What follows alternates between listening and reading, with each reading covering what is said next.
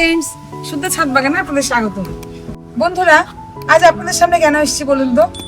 আজ আমার ছাদ বাগানে একদম শেষ সিজনের আমগুলো আমি হারভেস্ট করব আপনাদেরকে সাথে নিয়ে। তো বন্ধুরা, এগুলো হচ্ছে আমার লেট ভ্যারাইটির আম।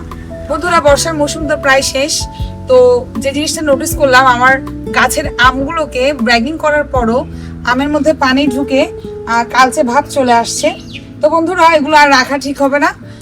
তো আজকে আমি এক এক করে যেটুকু আম অবশিষ্ট ছিল সবগুলো আমি হারভেস্ট করে নিব। বন্ধুরা, প্রথমে যে আমটি তুলে নিব সেটি হলো চিয়াংমাই আম। এগুলো এক একটি আম বেশ বড় সাইজের হয়ে থাকে, মিনিমাম 500 করতে হবেই। দেখুন বন্ধুরা, খুব চমৎকার লাগছে, তাই না? দেখুন বন্ধুরা, এগুলো সবগুলো কিন্তু চিয়াংমাই আম। বন্ধুরা, এবার আমি তুলে নিব সুইটেস্ট ম্যাঙ্গো গুলো।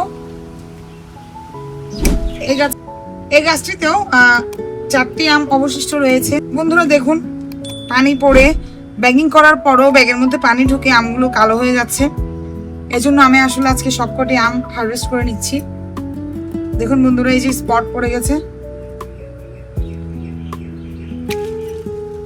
মাই গড বন্ধুরা, এতগুলো আম আমি এক হাতে নেওয়াটা আসলে পসিবল হচ্ছে না। বেশ ভালো ওজন হয়েছে এগুলোর। বন্ধুরা দেখুন, কালো হয়ে কি অবস্থা হয়ে গেছে আমগুলোর। আমার শুদ্ধ আবার এরকম আম একদম পছন্দ করে না, উপরে স্পট দেখলেই আর খাবে না। ওকে স্কিনটা খুলে তারপর দিতে হবে। বন্ধুরা দেখুন, বিশাল ওজন হয়েছে এগুলোর। আরো একটি আছে, এটি আমি একটু দাঁড়িয়ে হারভেস্ট করব।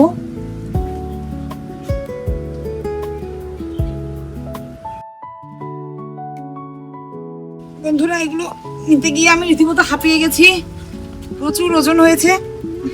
একটু তো পড়েও গেল, দেখুন এই যে এখান থেকে পড়ে গেল আমটি। একটু তাহলে আমি এমনিতেই রেখে দিচ্ছি এখানে।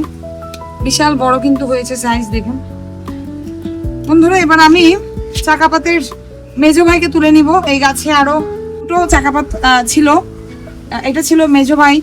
মেজো ভাইকে আমি আজকেও তুলে নিব। এটিও বেশ ভালো সাইজের হয়েছে।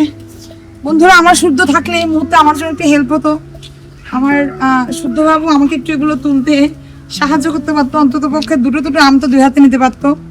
এখন আমার একার পক্ষে নেওয়াটা খুবই কষ্টদায়ক হয়ে যাচ্ছে। বন্ধুরা, শেষই হচ্ছে না আমার ছাদ বাগানের আম তুলতে তুলতে, শেষই হচ্ছে না। বন্ধুরা দেখুন, আরো একটি রয়ে গেছে। এ বাবা, একটু আমি এখানে রাখি। হ্যাঁ বন্ধুরা, আরো একটি পড়ে গেল। মনে করেছিলাম সবগুলো আম একসাথে হাতে নিয়ে একটু ছবি তুলবো, কিন্তু তা তোলা হলো না। বন্ধুরা, চাকাপাতের লাস্ট আরো একটি আম ছিল, এটি আমি তুলে নিয়েছি। দেখুন বন্ধুরা, অনেকগুলো আম হারভেস্ট করলাম। আমার ছাদ বাগানের এবছরের শেষ কালেকশনগুলো আমি সব কালেক্ট করে নিলাম। বন্ধুরা, আমার ওই আমগুলো অনেক ওজন হয়ে গেছে, তা আমি ওগুলো ওপাশে রেখে এসেছি। এবার এই পাশটায় চলে এলাম আমার ছাদের। এ পাশেও আরো বেশ কয়েকটি আম রয়ে গেছে। এই যে কাঠিমনগুলো আমি এখন হারভেস্ট করে নেব। দেখুন বন্ধুরা, বর্ষার পানি জমে ব্যাগের মধ্যে এগুলো কালো কালো হয়ে গেছে।